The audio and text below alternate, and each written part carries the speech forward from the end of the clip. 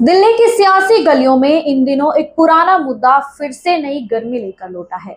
महिला आरक्षण विधेयक। संसद के भीतर बहस तेज है, बयानबाजी तीखी है और राजनीति अपने पूरे रंग में नजर आ रही है। नमस्कार, आप देख रहे हैं इंडिया फ्लिम्स और मैं हूं आपके साथ आरती सिंह। संसद का माहौल उस दिन कुछ अलग ही था। बहस सिर्फ एक विधेयक पर नहीं, बल्कि देश की आधी आबादी के भविष्य पर हो रही थी। विपक्ष की ओर से प्रियंका गांधी ने सरकार पर सीधा हमला बोला। उन्होंने उनके शब्दों में नाराजगी भी थी और सवाल भी।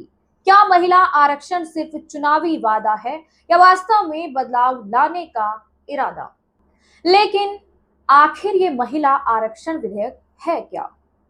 सीधी भाषा में कहें तो यह एक ऐसा प्रस्ताव है जो चाहता है कि देश के संसद और राज्य विधानसभाओं में महिलाओं को कम से कम 33% यानी 1/3 सीटें मिले।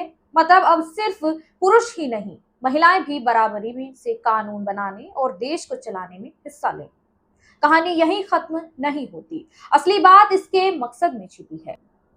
गांव की सरपंच से लेकर संसद की नेता तक हर महिला को मौका मिले, यही इस बिल की आत्मा है। वर्षों से राजनीति में महिलाओं की भागीदारी कम रही है। ऐसे में यह विधेयक उन्हें एक मजबूत प्लेटफॉर्म देने की कोशिश करता है। मान लीजिए किसी गांव में हमेशा एक ही परिवार या एक ही वर्ग का दबदबा रहा हो। अगर वहां महिलाओं के लिए सीट आरक्षित हो जाए तो तस्वीर बदल सकती है। नई सोच, नए मुद्दे, नए फैसले सामने आ सकते हैं। अब बात आती है इसके प्रावधानों की। इस बिल में साफ कहा गया है कि 33% सीटें महिलाओं के लिए आरक्षित होंगी, लेकिन एक दिलचस्प बात यह है कि ये सीटें हर चुनाव में बदलती रहेंगी। यानी आज जो सीट महिलाओं के लिए आरक्षित है, अगली बार वह सामान्य भी हो सकती है। इसे रोटेशन सिस्टम कहा जाता है। लेकिन जहां राजनीति होती है, वहां विवाद भी होते हैं।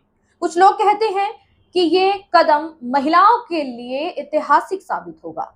वहीं कुछ दलों का मानना है कि इससे पिछड़े वर्गों और अल्पसंख्यक महिलाओं के लिए अलग से प्रावधान होना चाहिए था। यही बात इस बिल को लेकर सबसे बड़ी बहस बन गई है। फिर वो वापस उसी दिन की संसद की बहस पर लौटी है। प्रियंका गांधी ने सरकार पर आरोप लगाया कि महिलाओं के नाम पर सिर्फ वादे किए जाते हैं, लेकिन जब असली फैसले लेने का समय आता है तो कदम पीछे खींच लिए जाते हैं। उन्होंने इसे जुमला तक कह दिया। वहीं सरकार की ओर से कहा गया है कि प्रक्रिया जारी है और सही समय आने पर इसे लागू किया जाएगा। सच क्या है ये तो वक्त ही बताएगा, लेकिन इतना जरूर है कि यह मुद्दा सिर्फ राजनीति का नहीं, समाज के भविष्य का है। क्या भारत की राजनीति में महिलाओं को बराबरी का हक मिल पाएगा? क्या विधेयक सिर्फ कागजों तक सीमित रहेगा या वाकई बदलाव लाएगा?